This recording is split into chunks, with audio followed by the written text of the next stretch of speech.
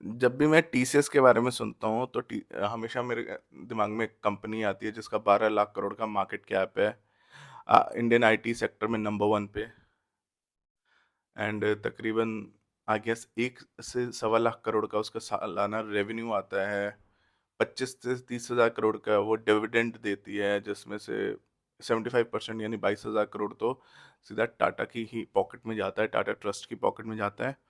But आज मुझे ऐसा पता चला कि टीसीएस नासिक में या फिर कॉर्पोरेट इंडिया के कॉर्पोरेट सेक्टर्स में ये सब हो रहा है। मतलब मैं सोचता था कि जो कॉर्पोरेट मुस्लिम्स होते हैं वो बहुत ही ज़्यादा एजुकेटेड, सेकुलर, नॉलेजेबल लोग होते हैं। मुझे नहीं पता था कि जैसे कहते हैं ना कि मुसलमान हमेशा जिहाद के लिए लगा रहता है, मुस्लिम हमेशा मुस्लिम बना रहता है। जैसे उसामा के बारे में बोलते थे ये लोग कि अगर कि जैसे वो पीएचडी या डॉक्टरी करने के बाद भी इंजीनियरिंग करने के बाद भी जिहादिस्ट ही बना। मतलब तो फिर मेरे को हैरानी होती है कि क्या जिहाद इतना कोर तक हो चुका है कि लड़कियों की इज्जत के साथ खेलना। बिकॉज यार वो लड़कियां भी तो किसी ना किसी की बहन होंगी, वो लड़कियां भी तो किसी ना किसी की मतलब वो लड़कियां भी तो किसी ना किसी की बहन हैं, बेटियां हैं भाई। उनको खराब करना, उनको जबरदस्ती बीफ खिलाना कितना ही बड़ा मतलब क्रिमिनल एक्ट है। आई फील अमेज्ड कि उनको सेक्सुअली एक्सप्लॉइट करना किसी की, मतलब किसी हिंदू लड़कियों को। मतलब मैं भाई एज अ पर्सन बहुत हैरान होता हूँ कि एक एजुकेटेड मुस्लिम ये सब कैसे कर सकता है। आई मीन मतलब, और वो भी एक एक या दो नहीं, पूरा नेक्सस बना हुआ। Managers involve, TLs involve, HR भी, फीमेल एचआर भी उनको प्रोटेक्ट करती है, पॉश से बचने के तरीके बताती है। Quite amazing and quite surprising for a person like me जो ये सब सोचता था कि corporate Muslims are decent nice people, they are not involve in such acts. And और अभी जैसे मतलब यार, पहली तो बात, जब साइंस की हम लोग एजुकेशन लेते हैं तो वो कुरान के बिल्कुल अगेंस्ट जाती है। तो मैं ये सोचता हूँ कि बच्चे जो साइंस पढ़ कर आए हैं उनको तो अभी तक पता चल ही गया होगा कि भाई कुरान में जो धरती चपटी लिखी हुई है या फिर धरती साकित लिखी है, स्टेबल एंड सन उसका चक्कर लगाता है, ये सब कुछ गलत है। तो मुझे को लग जाता होगा कि हाँ भाई, वो भी उसे मतलब कुरान शरीफ को, कुरान को की नॉलेज को जस्ट एज एक, मतलब समझ रहे हो ना कि एक ह्यूमन नॉलेज के तौर पे ही कंसिडर करते होंगे कि जो फॉल्टी भी हो सकती है। मुझे नहीं पता था कि यार कि दीन की तालीम इतनी इतनी इतनी हार्ड है कि आप मतलब अच्छी पोस्टों पर पहुंचने के बावजूद भी विमेन को उसी नज़रिए से देख रहे हो, दूसरी धर्म की, कि हाँ भाई इनको कन्वर्ट ही करना है, इनकी कोख में अपना बच्चा डालना है, या एक प्रेडेटरी नज़रिए से देख रहे हो। This is very very very मतलब रिस्की है कि यार फिर एजुकेशन का फ़ायदा ही क्या है। समझ रहे हो? मेरे को तो ये लगता था कि भाई जब साइंस वगैरह पढ़ लेता है इंसान, अच्छी खासी तालीम हासिल कर लेता है, एजुकेशन हासिल कर लेता है, तो थोड़ा कुरान से भी हट जाता है, क्योंकि उसको पता चलता है कि देखो जो वर्ल्डली नॉलेज, जो कुरानिक नॉलेज थी वो थोड़ा सा साइंस से अलग है। तो मेरे को ऐसा लगता था कि जैसे कि मतलब दुनिया के बारे में कुरान कितना कम जानता है और साइंस कितना ज़्यादा जानता है। मतलब धरती चपटी वगैरह ये सब तो सब प्रूव कर ही चुके हैं। अब ये देखोगे कि भाई इंडियनिक नॉलेज कहती है कि वर्ल्ड 4.5 अरब साल पुरानी है। कुरान इसके बारे में कुछ बोलता ही नहीं है, बोलने की मत। और समझो ना ना, और कुरान या बाइबल अगर जोड़े भी तो 6,000 7,000 साल से ज़्यादा वो लोग नंबर दे नहीं पाते हैं।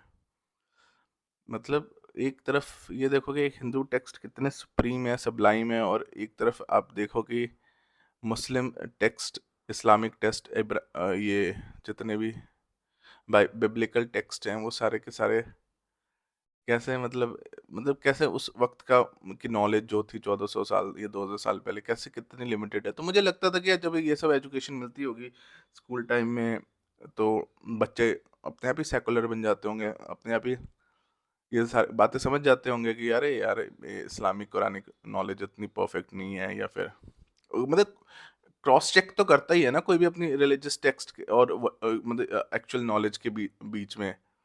बट कोई क्रॉस चेक नहीं, once a Muslim forever a Muslim. And why I am speaking against Muslims? I don't even need to speak against Muslim भाई। मेरे भाइयों को 400-500 करोड़ भाइयों को लोगों ने कन्वर्ट कर दिया है ना। 199 कंट्रीज कन्वर्टेड है। तो भाई आई एम फ्रेंकली सेइंग कि हमारा ये बनता है कि भाई हम इनको रिकन्वर्ट करें, हम इनको नॉलेज दें, इनको ट्रूथ समझाएं कि भाई ये जो अरब का कल्ट तुम फॉलो कर रहे हो, अरबिक रिलीजन जो जिसको फॉलो कर रहे हो, इसमें कितने फॉल्ट्स हैं।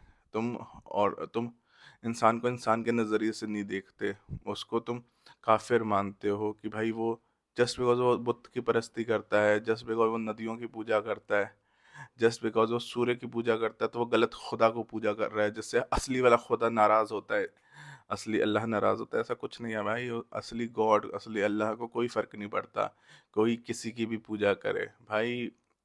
ही मतलब वो अल्टीमेट गॉड है, अल्टीमेट पावर है, वो ही से चिलपिल गाय, उसको सच में कोई फर्क नहीं पड़ता है।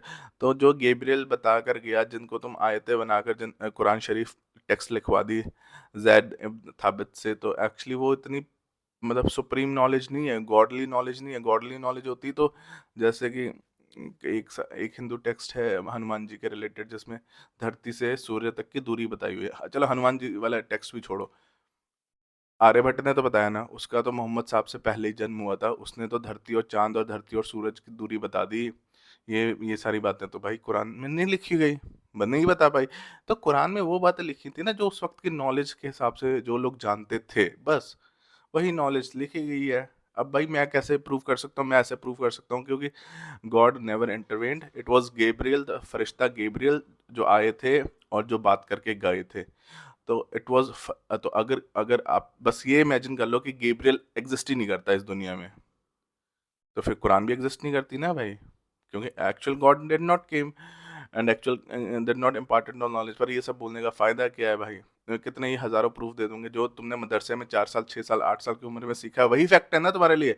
Real world, real knowledge, real सब कुछ तो कुछ भी एग्जिस्ट नहीं कर रहा।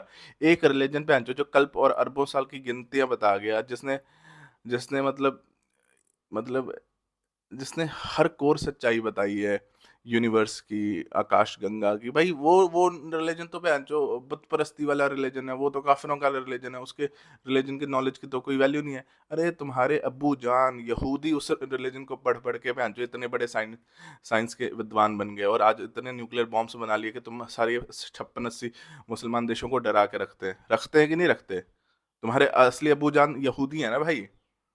और तुम जो ये टीसीएस जैसी कंपनीज में जो आईटी कंपनीज में जो चौदम पट्टी कर रहे हो, मतलब उल्टे सुलटे काम कर रहे हो, लड़कियों को बीफ खिला रहे हो, बुरके पे मजबूर कर रहे हो, रोजा का रखने के लिए कर रहे हो। भाई रोजा रखना अच्छी बात है, फास्टिंग करना अच्छी बात है, पर यार किसी को फोर्स नहीं किया जाता है कि अपने इस गेम को ना, मतलब गुड प्रेजेंटेबल वे में करो कि लोग खुद तुम्हारे रिलीजन को, तुम्हारे प्रैक्टिसेस को फॉलो करें। तुम उनको अल्यूर मत करो, जहाँ धोखा है, जहाँ छल है, वहां ईश्वर नहीं होता है। किसी को मैनिपुलेट करना, किसी को धोखे में रखना, सच छुपाना, खुद के से भी सच छुपाना, यही सबसे एंटी इस्लामिक प्रैक्टिस है। अरे यार मुसलमानों को मैंने, मतलब जो जूस कॉर्नर्स वाले होते हैं वो सबसे ज्यादा पानी मिलाते हैं, सबको पता है।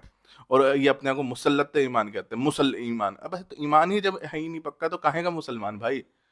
सच्चा ईमान वो उस मुसलमान का जो अपनी कुरानिक टेक्स्ट पढ़े, नफरत को मतलब सीधा फ्लैग आउट करे और अपने रिलीजन को छोड़ दे, वही सच्चा मुसलमान है। जो अपने रिलीजन को छोड़ ही नहीं रहा, डिस्पाइट ऑल द नफरतें, despite every teachings which has been against civilisations, against other ethical practices, मतलब जो भी प्रैक्टिसेस होती हैं, क्या कहते हैं, गॉडली प्रैक्टिसेस होती हैं, उसके अगेंस्ट है तुम्हारी। जब तक तुम उस कुरान को छोड़ नहीं देते, तब तक तुम सच्चे मुसलमान हो ही नहीं, तुम्हारा ईमान ही सच्चा नहीं है। ईमान उसका सच्चा होता है जो सच को देख के सच को अपना ले।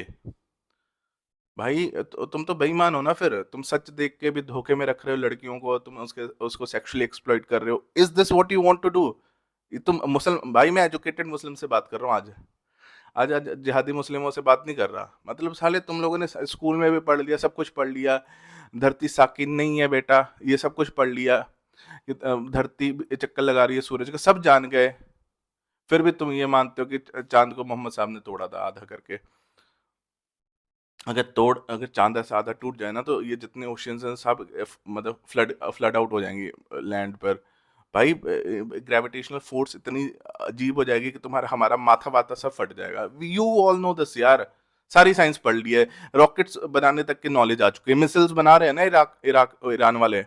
इतनी नॉलेज कर ली, इतने केमिकल रिएक्शंस पढ़ लिए, पर बेसिक से ही नहीं पढ़ा, जो इस्लाम से कॉन्ट्राडिक्ट कर रहा है नॉलेज। पढ़ लेते तो अपने आप ही थोड़ा इस्लाम से अलग हो जाते, दूर हो जाते।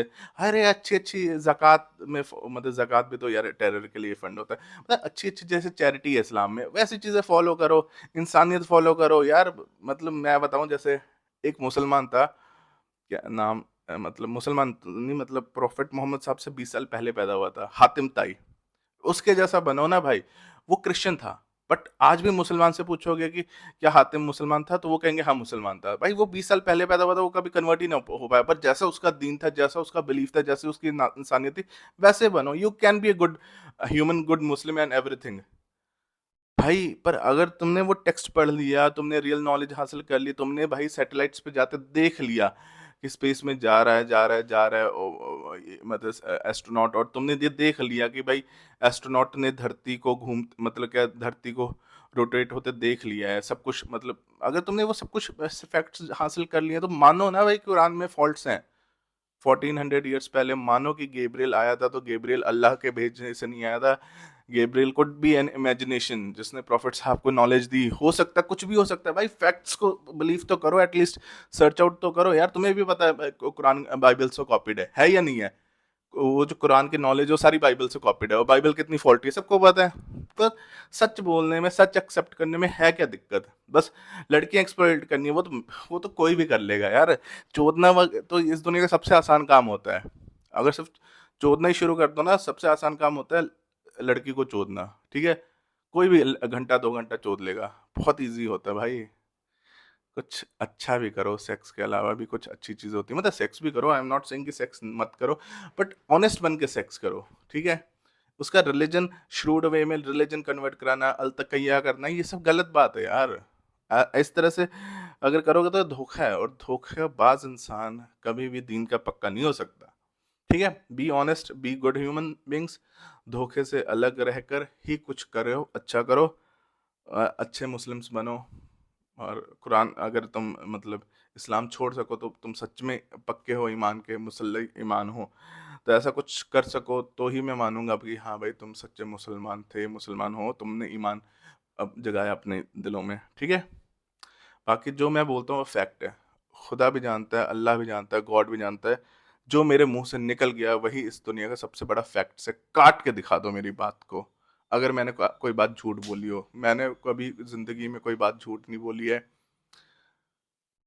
Thank you, bye.